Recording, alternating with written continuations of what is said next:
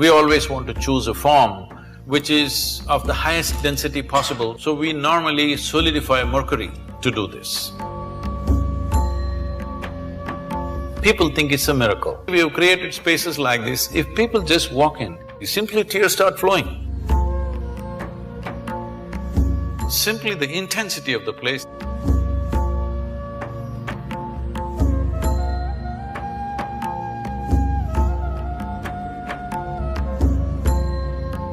Namaskaram, Sadhguru. I would like to know about science of consecration, and if I'm worthy of knowing it, how do I go about it? Oh. Well, we must congratulate Yelda, because in the next 3 weeks she will be a mother. Thank you.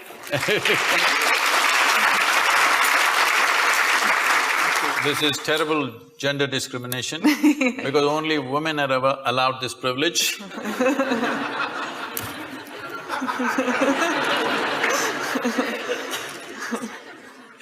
So, she was talking to me about how she's conscious when there is a situation in any place, given place, without any logic to it, conscious of certain energies and how different people and different forms and different spaces impact you.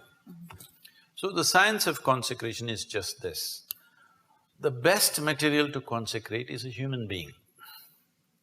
Because of all the physical forms on this planet, this is the most evolved physical form. The easiest thing to consecrate is a human being. But the problem with the human being is, every few minutes they'll make a U-turn. You can consecrate them right now, by tomorrow morning we don't know. So first of all, to get them committed to stay with whatever is given to them is a big issue, especially in today's world.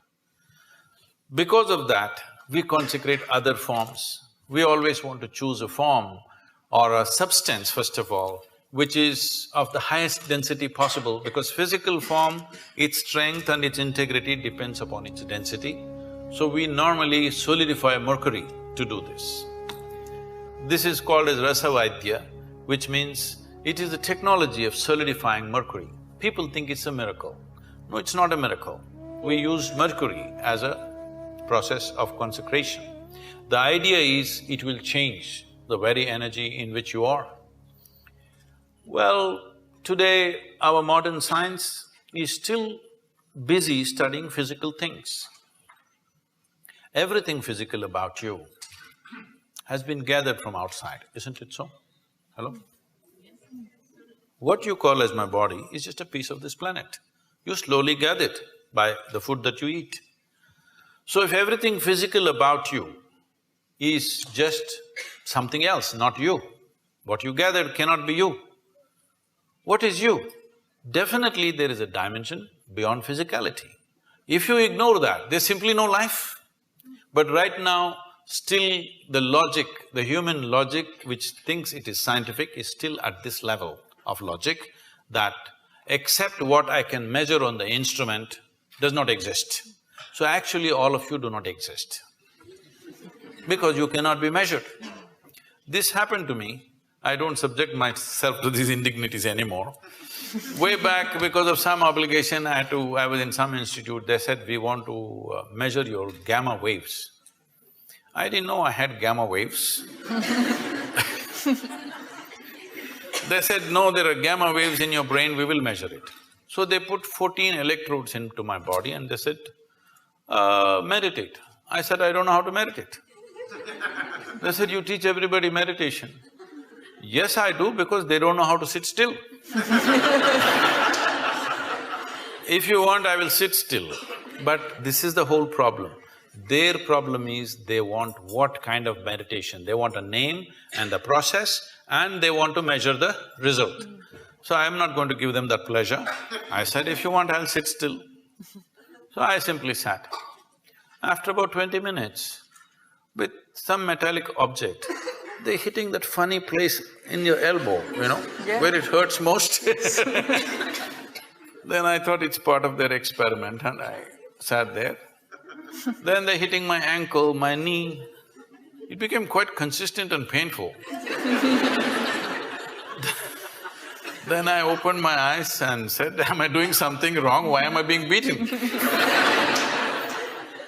They said, no, according to our instruments, you are dead. I said, this is a great diagnosis you have. But then they thought through and they said, no, it looks like your brain is dead. I said, I will stay with the first opinion. I am dead like this is okay with me. Brain dead if you give me a certificate. That's not going to be good. Why I am saying this is, the essential life that you are, you think you are going to measure it in some instrument?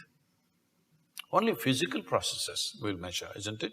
And you know, everything physical about you is from outside, it's not yours. It's not yours, it's just a piece of the planet. So, you can't be measured, so you don't exist. What a great conclusion are you making? So, what is consecration? Is a dimension of energy which is not physical in nature, but it's life, concentrated life, let's say.